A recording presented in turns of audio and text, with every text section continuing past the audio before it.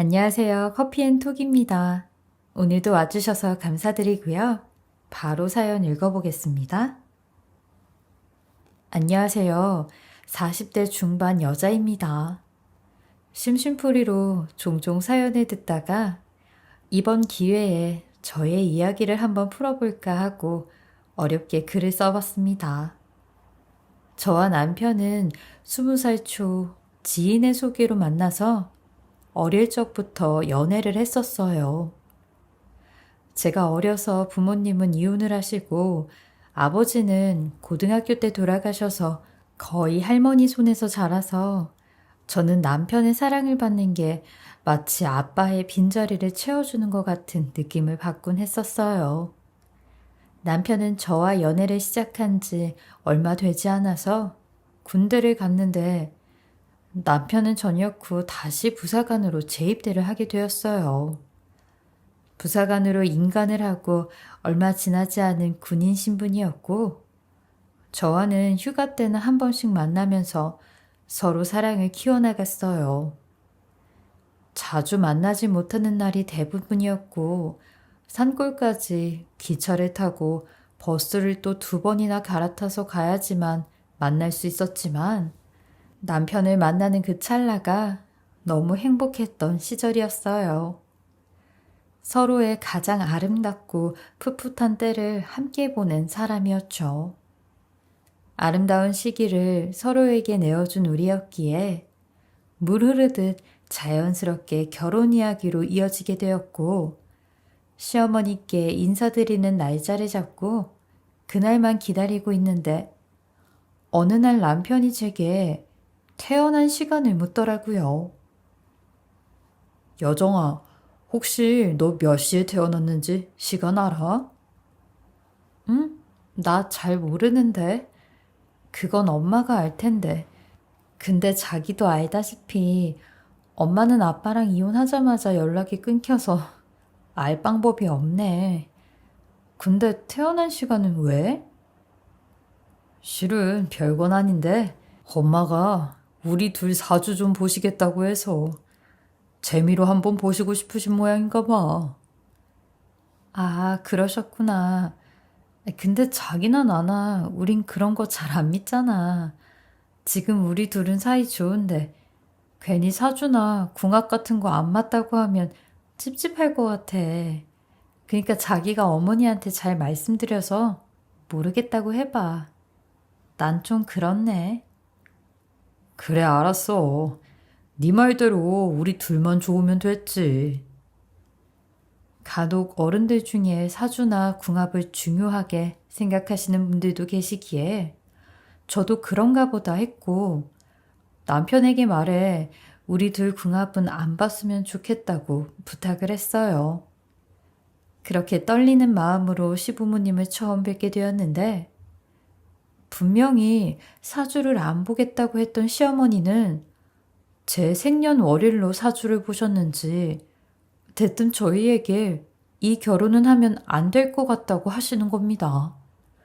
처음 보자마자 이런 말을 하는데 남편도 상당히 당황을 해선 왜 그러시냐고 물었어요. 그러니 저랑 남편의 궁합이 너무 안 좋다는 겁니다. 저는 살면서 궁합의 궁자도 생각해 본 적이 없고 사주 같은 건 더더욱 보지도 않았는데 이런 제게 궁합이 안 좋아 결혼을 반대한다는 게 도무지 이해가 가지 않았어요. 하지만 저도 남편도 서로가 없음 정말 안 되는 상상조차 할 수 없던 삶이었기에 이 결혼은 꼭 하고 싶었어요. 남편도 시어머니의 말에 어처구니가 없다는 듯 엄마, 갑자기 그게 무슨 말이에요? 여정이 앞에서 이런 말을 하시는 이유가 뭐예요? 엄마 그거 다 미신이에요. 내 주변에도 궁합 안 좋다고 했던 부부들 지금 다 잘 살아요. 여정이랑 저랑 20살 초반부터 지금까지 7년을 넘게 연애했는데 궁합이 안 맞았으면 벌써 깨졌겠죠. 내가 가는 점집은 확실한 곳이다. 그리고 그분이 저 아가씨 부모님 둘 다 안 계시는 것도 맞췄다고. 그래도 미신이라고 할래? 엄마 말 들어라. 아가씨. 아가씨도 어쩌면 지금 우리 훈이랑 헤어지는 게 더 나을 수도 있어요. 괜히 안 맞는 결혼했다가 이혼하는 것보단 지금 헤어지는 게 낫지 않겠어요? 서로 맞는 사람을 만나야지. 그게 세상 이치예요, 이치. 시어머니는 이 정도로 반대가 심했지만 남편의 설득과 시아버지의 결혼 허락으로 떨떠름하게 허락을 해주셨어요. 거의 저희가 밀어붙이기식으로 결혼을 진행한 거죠. 비록 시어머니에겐 축하받지 못한 결혼식이었지만 저는 크게 문제가 되지 않을 거라 생각을 했어요. 왜냐하면 남편의 근무부대가 시골에 있었기에 남편을 따라가 관사에서 신혼차림을 차리면 시어머니랑도 자주 마주치지 않을 거라 생각을 했거든요. 어차피 시댁에서 도움을 받을 형편도 아니었고 저 또한 집에서 도움을 받을 만한 형편이 아니었기에 되려 저는 이런 선택이 더 좋았어요. 그렇게 남편을 따라 시골에 내려가니 처음에는 조금 힘들긴 했어요. 제가 서울에서 태어나고 자랐기에 일단 아는 사람이 한 명도 없다는 게 힘들더라고요. 모든 문화생활이 단절되어 친구라도 한번 만나려고 하면 편도로 3시간이 걸리는 먼 길을 떠나야 했으니 그 또한 쉽지가 않아 거의 남편만 바라보고 있었죠. 그래도 남편에 대한 사랑 하나로 이곳에 왔기에 후회는 없었어요. 그리고 남편도 제 상황을 잘 알기에 더 신경 써서 잘해주곤 했어요. 하지만 제 결혼 생활의 가장 큰 난관은 시골에서의 삶도 단절된 문화생활도 아닌 바로 처음 겪어보는 시집살이였어요. 결혼 전부터 완강하게 반대를 하셨던 시어머니였기에 안 그래도 어려운 시어머니가 더 어려워진 거죠. 명절이나 가족 행사가 있을 때는 시댁에 갔는데 시어머니의 날카로운 말과 행동에 가슴을 졸일 수밖에 없었어요. 게다가 저희가 워낙 시골에 살고 있다 보니 얼굴을 자주 보지 못한다며 저에게 하루 한 번꼴로 전화를 하셨죠. 전화하시면 하시는 말씀은 언제나 각양각색이었어요. 하루는 전화를 해선 갑자기 임신을 하라고 하더라고요. 너희 둘 사이는 애가 있어야 기가 중화가 된댄다. 그니까 빨리 애를 먼저 가져. 너 이혼하고 싶진 않지? 그치? 어머니, 저희 아직 결혼한 지 1년도 안 됐는데 신혼 조금만 더 즐기고 임신하면 안 될까요? 제 나이도 아직 어리고요. 훈이 씨도 지금은 이르다고 해서요. 이것 봐, 이것 봐. 이러니 니네 둘이 궁합이 안 맞는 거다. 벌써부터 이런 트러블이 생기는데 이제 곧 이혼하게 생겼네. 이혼하게 생겼어. 너 분명히 잘 살 자신 있다고 했지? 근데 네 말대로 결혼한 지 1년도 안 됐는데 이래? 말도 안 되는 억하심정으로 이야기를 하시는데 저는 매번 그냥 네 하고 말 뿐이었어요. 그러던 어느 날 남편이 훈련 중에 손목을 다치는 일이 있었는데 시어머니가 그 사실을 알곤 또 제 탓을 하기 시작하더라고요. 내가 너희들 결혼 말렸던 이유가 다 이런 거야. 네가 우리 집안의 길을 꺾어버리는 사주라더라. 둘이 앞으로 잘 풀리려면 네가 잘해야 해. 내가 그래서 빨리 애 먼저 가지라고 하는 거 아니야. 그리고 매사 조심조심하고 조신하게 남편 떠받들고 모시라고 하는 거고. 어머님, 그렇게 말씀하시면 저 너무 억울해요. 남편 다친 게 어떻게 제 탓이에요. 제가 다치라고 한 것도 아니고요. 이런 말 하는 시애미가 모질게 느껴질 수 있겠지만 내가 괜히 이런 소리 하는 게 아니라 다 니들 잘 되라고. 다 잘 되라고 하는 소리야. 그분한테 궁합 맞춰본 다른 집 부부도 결국엔 고생만 하다가 이혼한 거 보고 내가 이러는 거다. 애미된 마음으로 벌써 이렇게 힘든 일이 시작되나 싶어서 걱정인 거라고. 잘한다 하기도 모자랄 판에. 으휴. 이런 걸로도 사주 탓을 하시는데 시어머니한테 섭섭하고 서러운 마음이 들더라고요. 제 친구들은 시어머니 흉볼 때 친정 엄마라도 있지. 저는 그런 친정 엄마도 없었으니 내 편은 아무도 없단 생각이 들었어요. 게다가 아이는 부부끼리 상의를 해서 준비를 하는 거지. 무슨 말만 하면 임신부터 하라는 시어머니가 솔직히 불편했어요. 그리고 남편 월급으로는 아직 아이를 키우기엔 너무 빠듯한 형편이었는데 그런 현실적인 부분은 하나도 신경을 안 쓰시면서요. 고작 남밖에 되지 않는 사주쟁이 말을 믿고 저에게 그토록 닥달을 하시나 싶었네요. 하루에 짧으면 30분, 길면 1시간씩, 그것도 한 번이면 다행이고 많게는 2번씩 전화로 끊임없이 저의 잘못한 부분에 대해 만들어가며 지적하는 시어머니가 너무 힘들었어요. 일반 직장인들보다 이른 시간에 출근해서 늦게 퇴근하는 남편은 이런 속사정을 알 리가 없었고 결국 참다 못해서 남편에게 모두 털어놓고 힘들다고 토로를 했어요. 그러니 남편도 짬나는 시간마다 시어머니한테 전화 좀 그만하시라고 부탁을 드렸나 봐요.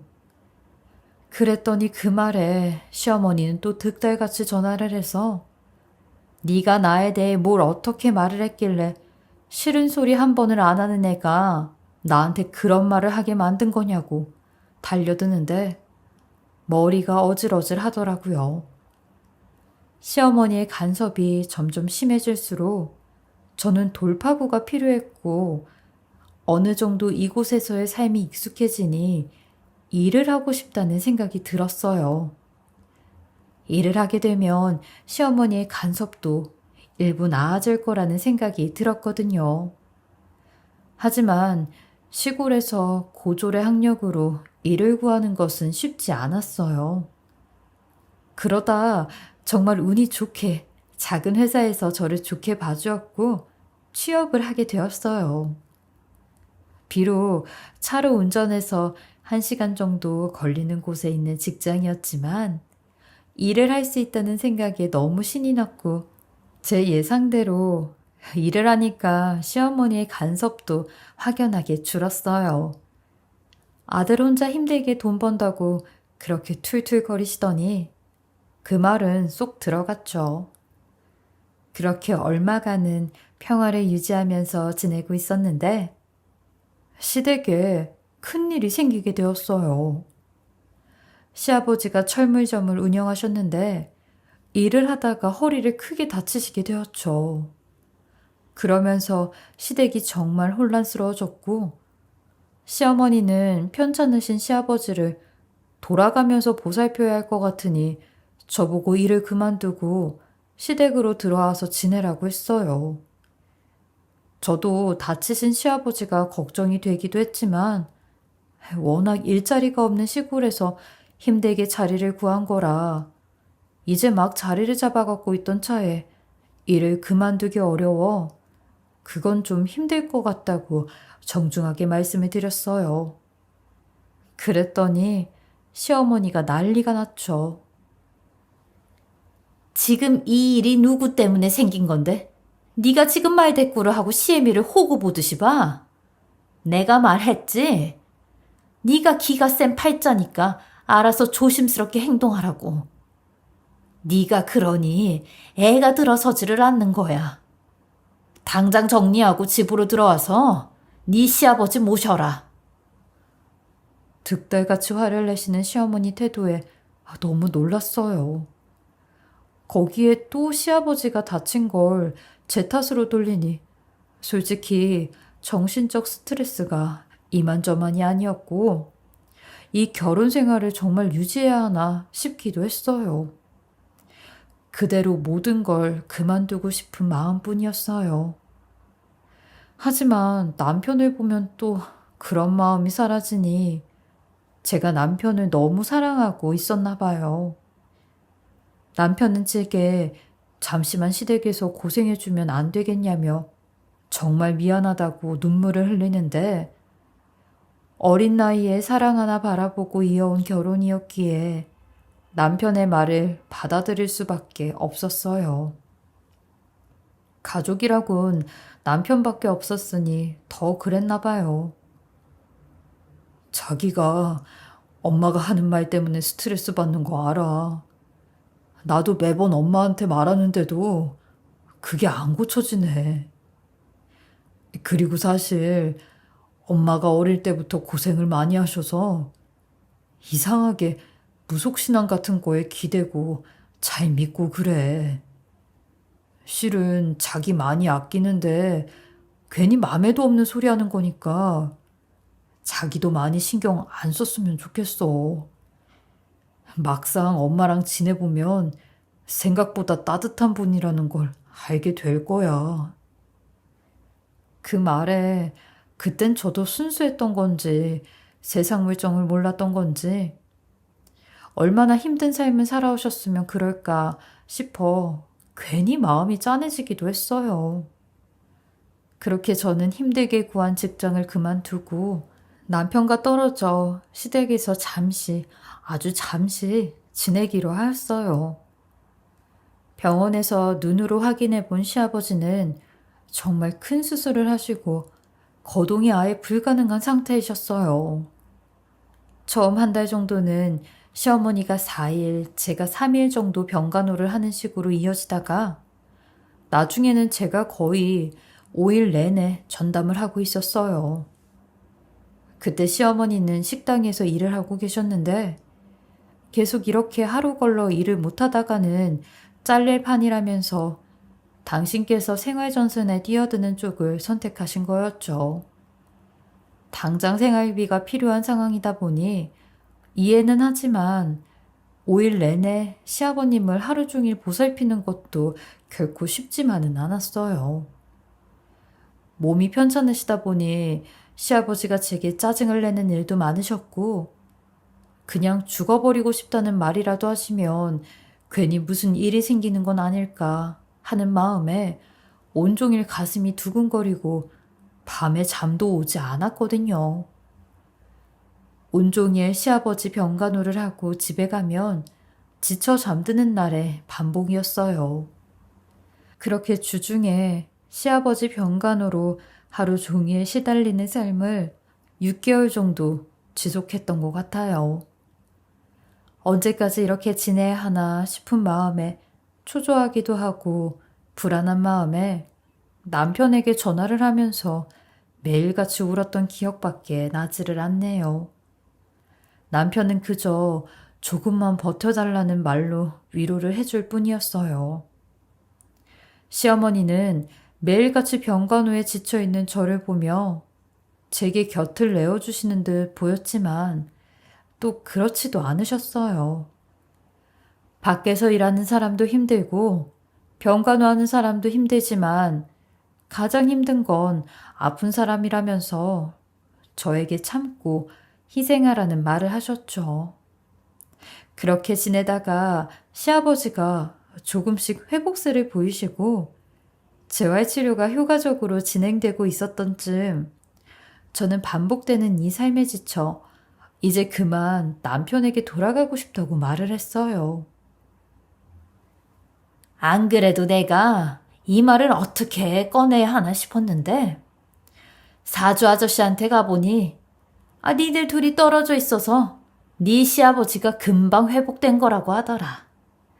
그 작자 말을 들어보니 네가 가지고 있는 금 기운이 네 남편이 가진 나무의 기운을 모조리 도끼질 해버리는 형국이라 하더라고. 애초에 붙어있으면 안 되는 사주팔자여서 이 사달이 난 거였다는데 떨어지니까 점점 이전의 기운을 되찾는 거라고 하는데 그래서 하는 말이다. 니네 서로 더 힘들지 말고 둘이 이쯤에서 갈라서는 게 맞는 것 같다. 애가 자꾸 들어서지 않는 것도 다 기운이 맞질 않아서 그러는 거야. 운명이라는 게 정해져 있는 거라 누가 힘으로 바꾸려고 해도 바꿀 수가 없는 거라고. 그러니까 헤어져 그냥. 네? 어머님, 그게 무슨 말씀이에요? 아니, 병수발 하라고 해서 어머님이 시키는 대로 다 했는데 갑자기 이혼을 하라니요? 그리고 그런 사주팔자 같은 건 재미로 보는 거지 이렇게까지 깊게 생각하면서 사는 게 어디 있어요. 솔직히 요즘 세상에 이런 무속신앙으로 자기 앞날을 점치는 사람이 어디 있어요? 너 꼭 말대답을 따박거리면서 하는 걸 보면 잘못된 게 분명하다 분명해. 아무튼 서로 마음 아픈 건 잠깐이니까 이쯤에서 정리하는 걸로 해. 이혼해라. 저는 너무 황당하기 짝이 없었어요. 일을 그만두래서 그만두고 병수발을 하래서 병수발을 했어요.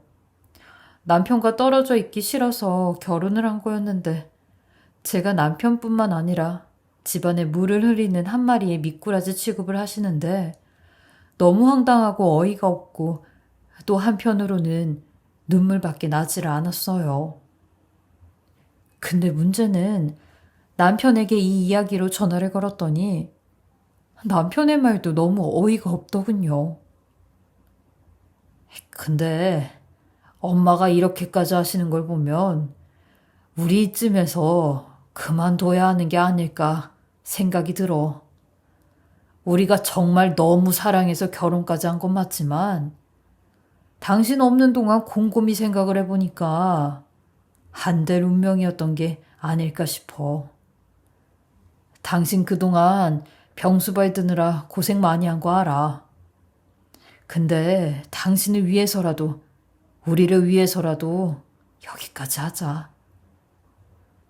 남편은 이 상황을 함께 해결하려는 생각은 없고 어머니의 말에 현혹이 되어서 이혼을 하고 싶다는 거예요. 내가 그동안 사랑했던 그 사람의 의지는 고작 이것밖에 되지 않는구나 하는 생각에 정말 배신감이 밀려왔었죠. 그래서 시모랑 남편에게 할 말은 해야겠다 생각해 그 둘을 다 불러놓고 깽판에 쳤어요. 근데 시모와 남편이 하는 말을 듣고 신기하리만큼 정내미가 뚝 떨어지더라고요. 내 사주가 더러워서 헤어지는 게 아니라 당신네들이 제정신이 아니어서 헤어지는 거야. 그동안 사람 부려먹기나 하고 이러고도 내가 그냥 이혼해 줄 것 같아? 예, 네가 이혼 안 해줄 거면 어쩔 건데. 그리고 솔직히 네 말대로 너 부려먹을 거 다 부려먹고 이젠 쓸모 없어져서 이혼하라는 거다 왜? 빈몽둥이로 시집 왔으면 종노릇하는 거지? 지금 뭘 잘했다고 큰 소리야? 남편도 이런 말을 하는 시모를 그냥 바라만 보고 있는데 더는 이 삶을 지속하고 싶지 않았고 그렇게 시댁에서 쫓겨나듯 합의 이혼을 했어요. 소송을 하고 싶었지만 소송을 한다고 해도 돈이 있어야 할 것 같더라고요. 소송을 포기를 하고 이혼을 한 후 저는 완전히 폐인처럼 지냈어요. 남편에게 배신당했다는 생각과 제가 이런 대우밖에 받을 수 없는 사람이라는 좌절감이 저를 너무 괴롭게 했어요. 모든 게 다 망해버렸고 늦어버렸다는 생각이 들었고 삶을 포기하고 싶다는 생각밖엔 들지 않더라고요. 그러던 찰나 라디오에서 저와 정말 비슷한 사람의 사연이 흘러나오는데 그 사연을 들으니 나도 이렇게는 살면 안 되겠다는 생각이 번뜩 들더라고요. 그 사연 속의 사람도 이혼을 하고 본인의 내공을 길러 성공한 인생으로 다시 태어났다는데 그 얘기에 저도 다시 시작을 해봐야겠다 생각을 했고 일단은 뭔가를 하려면 막연하게 대학에 들어가야겠더라고요. 지금이라도 제대로 배워 늦더라도 시작을 해봐야겠다 생각을 했죠. 그 당시 제 나이가 29살이었지만 지금이라도 대학교 졸업장을 따면 나중에 뭐라도 할 수 있다는 마음으로 공부를 시작했어요. 형편이 넉넉하지 못해서 누군가에게 도움을 받을 수는 없었기에 낮에는 작은 회사에서 격리 일을 하면서 밤에는 야간 대학을 다니며 열심히 공부를 했어요. 저 시절엔 정말 기를 쓰고 살았던 것 같아요. 정신없이 바쁘게 지내다 보니 이혼을 했다는 좌절감에서 금방 빠져나올 수 있었어요. 남들처럼 평범하게 대학교에서 친구들을 만나서 만난 것도 먹으러 다니고 하니 시간이 훌쩍 지나가 버리더군요. 하루하루 허투루 보내지 않고 매일같이 공부하고 일하고 열심히 지내다 보니 어느덧 3년의 시간이 흘렀어요. 그렇게 3년 만에 졸업을 하게 되었고 전공을 살려서 지금보다 훨씬 좋은 조건으로 재취업을 하게 되었어요. 좋은 조건의 직장으로 다시 들어가고 보니 그때부터는 인생이 재밌어지더라고요. 퇴근 후에는 제가 배우고 싶었던 운동도 배우면서 인생의 또 다른 재미에 푹 빠져서 지내고 있었죠. 그러다 주말마다 나가는 독서 모임에서 저를 좋아하는 3살 연상의 남자가 있었는데 저는 한 번의 아픔을 겪었던 사람이었기에 다시 누군가를 만난다는 게 망설여졌고 연애를 하고 싶지도 않았어요. 그래서 피하기만 하는 것보다 그냥 사실대로 제 얘기를 하자 싶어 그 사람에게 솔직하게 털어놓았는데 그 사람은 되려 그게 뭐가 되수냐고 아무렇지 않게 저를 대하더라고요. 그런 그의 모습에 다시 한번 용기를 내게 되었어요. 이 남자의 집안은 30년 이상 아버지가 회사 경영을 했다는데 아무래도 여유가 있다 보니 특유의 사랑받고 자란 사람의 티가 나더라고요. 그렇게 이 사람과는 3년 가까이 좋은 만남을 가지며 연애를 했는데 이 사람의 어머니가 먼저 결혼은 언제 할 거냐고 물어봤다고 하더라고요. 이 사람의 어머니 또한 제 과거를 알고 있었는데 결혼이라면 치를 떨고 싫어하던 제게 한번 만나자고 하여 좋은 말씀을 해주시더라고요. 알고 보니 이 사람의 어머니 또한 과거에 파혼의 경험이 있다면서 이혼과는 다르지만 제 심정을 잘 안다고 하였어요. 어머니도 결혼할 남자의 엄마가 정신적으로 힘들게 하는 바람에 파혼을 하게 되었다는데 그 후 지금의 남편인 이 사람의 아버지가 나타나 그 상처를 다 치유해 주었다고 하더라고요. 그러면서 누구나 아픈 상처 하나쯤은 다 있다고. 근데 이 상처를 다른 누군가한테 치유받는 것도 괜찮다며 사는 거 다 똑같다고 제 손을 꼭 잡아주시는데 정말 깨어있는 분이었고 이전 시모와는 차원이 다른 따뜻한 분이었어요. 그리고 이 남자 또한 제게 믿음을 주며 잘 살아보자고 안심을 시켜주는데 저는 제 인생에 결혼이란 게임에 또 베팅을 하게 되었죠. 그렇게 재혼을 하게 되면서 시댁에선 저한테 있는 등록금 대출도 전부 한 번에 처리해 주시고 단란한 집까지 선물로 해주셨는데 제가 뭐라고 이렇게까지 해주시나 싶었어요. 옛날과 비교해보면 산골의 허름한 관사와는 180도 다른 신혼 환경이었죠. 이렇게 편하게 살아도 되나 싶을 정도로 내 인생에도 이런 날이 있구나 싶었고 그동안 부모에게도 사랑을 못 받고 첫 남편한테도 거짓 사랑을 받았는데 나한테도 이런 날이 오는구나 싶어 남편을 포함해 시부모님에게도 너무나 감사할 따름이었어요. 인생 길게 살아봐야 한다는 생각마저 했네요. 남들보다 편하게 시작을 하게 된 제 결혼 생활은 행복하고 가슴 벅찬 나날이었어요. 마음이 편하니 결혼하고 얼마 지나지 않아서 예쁜 아이도 생기게 되었죠. 가끔은 이렇게 벅찬 행복에 눈물이 날 것 같은 순간도 있었어요. 그렇게 첫 아이가 태어난 후 아이를 키우는 재미에 푹 빠져서 지내고 있었어요. 그러면서 남편이 새로 시작하는 사업이 있어 제가 조금 아이디어를 내게 되었는데 제가 아이디어를 낸 그 물건이 그야말로 대박이 나면서 엄청 많이 팔리게 되었고 남편 또한 시아버지에게 큰 신임을 얻게 되었어요. 다 당신 때문이야. 당신이 그렇게 해보라고 하지 않았다면 내 머리로는 시도도 안 해봤을 텐데. 내가 정말 당신 같은 복덩어리를 만나서 이게 웬 횡재야. 에이, 횡재는 무슨. 다 당신이 잘해서 그렇지. 내가 한 게 뭐가 있다고 그래. 암튼 너무 잘 돼서 다행이다.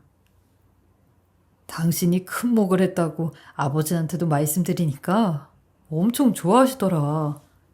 어머니는 말할 것도 없고. 남편 덕분에 저 또한 위상이 올라가는 좋은 날들이 지속되던 어느 날, 이 평화를 깨는 일이 생겼는데, 그날은 시아버지의 생신이어서 오랜만에 남편과 함께 시댁에 가서 저녁을 먹으러 가는 날이었어요.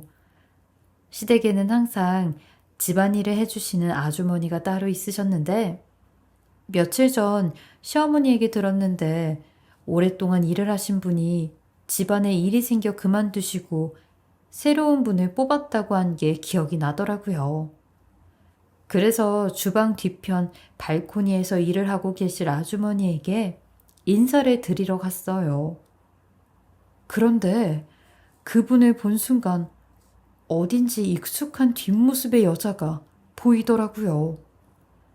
제가 그 여자를 부르니 이내 뒤를 돌아보는데 저는 순간 너무 놀라서 그대로 몸이 굳었고 그 여자 또한 저를 보자마자 짧은 비명과 함께 그 자리에서 주저앉아 버리는데 그 여자는 바로 제 이전 시모였어요.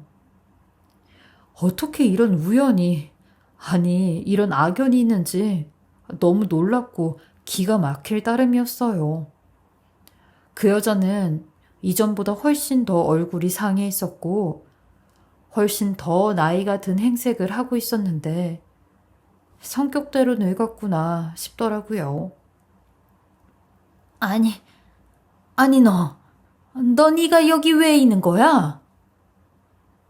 그러는 아주머니는 우리 시댁에서 뭐 하시는 거예요? 뭐? 시댁? 여기가 네 시댁이라고? 아니 너 그럼 재혼을 했다는 거냐? 네가 어떻게 이런 부잣집에? 예이 엄마야, 발코니에서 뭐하고 있어? 아주머니한테 인사 다 드렸으면 얼른 와. 너 좋아하는 갈비 식겠다. 시어머니가 저를 부르며 발코니 쪽으로 다가왔고 이전 시모는 얼굴이 새빨개지며 어버버하고 있는데 저는 그런 이전 시모 앞에서 아주 당당하게 얘기를 했어요. 어머니, 이번에 새로 오신 아주머니요. 이분 저랑 아주 잘하는 사이예요. 그래서 인사 좀 나누고 있었어요. 어머, 아주머니, 저희 며느리랑 어떻게 하는 사이세요? 저 사모님, 저는 이분을 처음 봤는데 이분이 자꾸 저를 안다고 하시네요. 저 작은 사모님, 저는 작은 사모님을 잘 모르는데 죄송합니다. 제가 기억이 안 나네요. 제가 기억이 안 난다고요? 어떻게 예전 며느리를 기억을 못 하세요? 벌써 치매신가? 아까까지만 해도 네가 여기서 뭐 하고 있냐고 하셨잖아요. 저랑 아는 사이라 그러면 저희 시댁에서 잘릴까봐 거짓말 하시는 거예요? 뭐? 이분이 그럼 그 이전 시어머니란 말이야? 그렇게 못 살게 굴고 이혼까지 시켰다는 그 사람이라고? 네, 맞아요, 어머님. 저분이 그 사람이에요. 인성 자체가 글러먹고 사람 괴롭히고 이간질 시키고 아주 나쁜 성격은 다 갖추고 있는 사람이에요. 저분 저희 집에서 일하시면 안 될 것 같아요, 어머님. 제가 이런 말을 하자 이전 시모도 이미 끝났다 생각을 했는지 이판사판으로 눈에 불을 켜며 본인 성격이 금방 또 나오더라고요. 우리 집은 그렇게 말아먹고 지금 네가 여기서 떵떵거리면서 살아? 어떻게 네가 이러고 사냐고. 아이고, 이 집에서 애까지 나왔나 보네? 그 애 당장 데려와라. 그 애만 있었어도 우리 집이 이렇게 되지는 않았을 거야. 그러더니 갑자기 저희 애를 향해 막 돌진을 하는데 그 미친 여자를 보고 저희 가족들은 다들 놀라 아이를 품에 안았고 저는 그 여자를 말리며 지금 뭐 하는 거냐고 소리를 쳤어요. 그리고 남편에게 당장 신고를 하라고 했죠. 내가 뭘 했다고 신고야? 네가 나한테 이따위로 하고도 잘 살 수 있을 것 같아? 내가 너 끝까지 저주할 거야. 그래, 저주해요. 난 당신이 날 저주할수록 더 강해지고 더 잘 살 테니까. 경찰 오기 전에 당장 안 나가요? 네 품에서 네 애 뺏기 전에 안 나갈 거야. 이 여자는 제 팔을 막 잡아당기더니 저와 제 아이를 있는 대로 밀쳐댔고 남편은 곧바로 그 여자를 제압하고 시부모님은 경찰을 급하게 불렀어요. 그런데도 자기 혼자 발악을 하며 시댁에 있는 기물까지 파손을 하는데 진짜 미친 사람 같더라고요. 아마 제가 잘 사는 모습을 보니 더 저러는 것 같았는데 저럴수록 저는 도망치지 않고 내 아이와 내 가정을 지키기 위해 더 크게 소리를 치면서 맞섰어요. 결국 몇 분 뒤 경찰이 출동해 그 여잔 잡혀갔어요. 시아버님의 생신이었던 그날은 정말 집안 온통이 초토화가 되었죠. 저는 시부모님과 남편에게 몇 번이나 죄송하다고 말씀을 드렸어요. 그러니 다 이해를 하신다고 하더라고요.